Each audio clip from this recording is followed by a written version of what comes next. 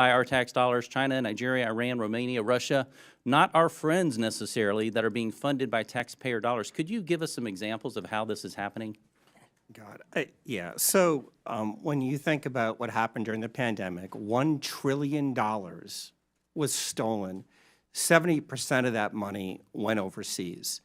And I can give you some examples. In a Western state, they had more people applying for unemployment insurance benefits than they had individuals over 18.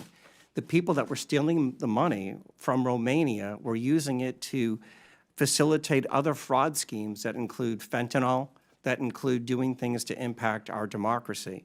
Is your tax money funding our adversaries?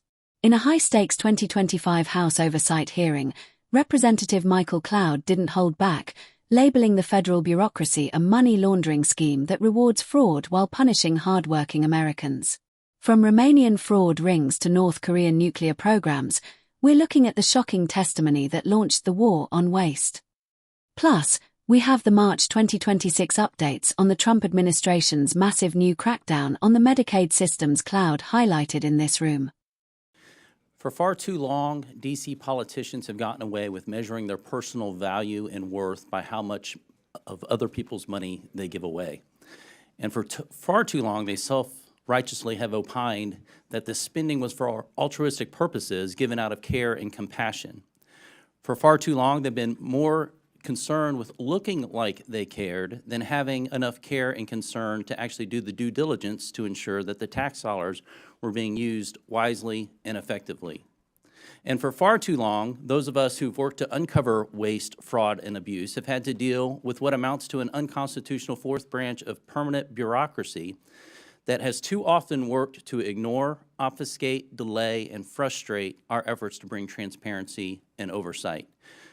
Over the last few weeks, the DOGE effort has begun to uncover not only how massive the waste, fraud, and abuse is, but also the extent at which D.C. politicians and too many obstinate bureaucrats have coordinated to create what is essentially the largest money laundering scheme in history. And while Americans have been working to make ends meet, they have been using taxpayer dollars to fund unnecessary, egregious, and even evil things here at home and around the world. Thankfully, in DOGE, we have a president bringing the leadership needed and a focused effort, along with the talent, technology, tools, and transparency to this waste, fraud, and abuse. And to those who would stand opposed to this effort, I would just point out, while it's understandable to find waste, fraud, and abuse that has grown and metastasized in this government even over decades, certainly accelerated over the last few years, to continue to protect it is corruption. I want to thank the chair for beginning this war on waste on this side of Pennsylvania Avenue and bringing together this committee. This effort is so important as we work to relieve the Americans, people of this burden of waste, fraud, and abuse. Mr. Talco, you mentioned in your written statement and talked about it in your statement at the beginning that this waste, fraud, and abuse is a national security threat. And certainly one of the challenges facing us that is a national security threat is our fiscal situation. And so we have got to find ways to find savings to the American people in order to bring confidence to the bond markets, to put our country on a fiscal footing, and to reverse the curse, so to speak, that we are placing on our children and our grandchildren. You mentioned a couple threats, though. You mentioned internal threats. You said that these cases involve government employees, individuals entrusted with administering benefits who, instead of using their positions to approve fraudulent claims, override security controls, or even sell sensitive claimant information for profit. Now, this is not every federal employee for sure, but within the context of people who are trying to give their best effort, we have an internal threat. But you also mentioned transnational fraud rings, terrorist organizations, nation states, North Korea, nuclear weapons programs funded by our tax dollars, China, Nigeria, Iran, Romania, Russia, not our friends necessarily, that are being funded by taxpayer dollars. Could you give us some examples of how this is happening? Yeah. So when you think about what happened during the pandemic, $1 trillion was stolen. 70% of that money went overseas. And I can give you some examples. In a Western state, they had more people applying for unemployment insurance benefits than they had individuals over 18. The people that were stealing the money from Romania were using it to facilitate other fraud schemes that include fentanyl, that include doing things to impact our democracy. On the insider threat, right, the first thing you have to say, and my dad was a public servant, is 99% of people that work in the public sector are honest, hardworking individuals.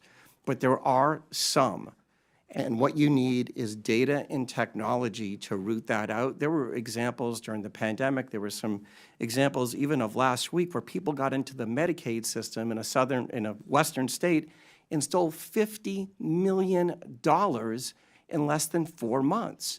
So you have to have these controls in place, right? These aren't individuals stealing, Mr. Cloud. These are organized criminal groups, both domestic and transnational. That, as you mentioned, taxpayers are being forced to fund the demise of our own country. Mr. Whitson, I wanted to ask you, because there's a lot of talk about reconciliation right now. You mentioned Medicaid and what could be done to bring a pretty substantial amount of savings, and this is without affecting those who truly need Medicaid and for what the purpose of the program was extended for. Now, the gentleman's time has expired. hopefully, Representative Michael Cloud's opening statement targets the psychological and structural roots of federal spending.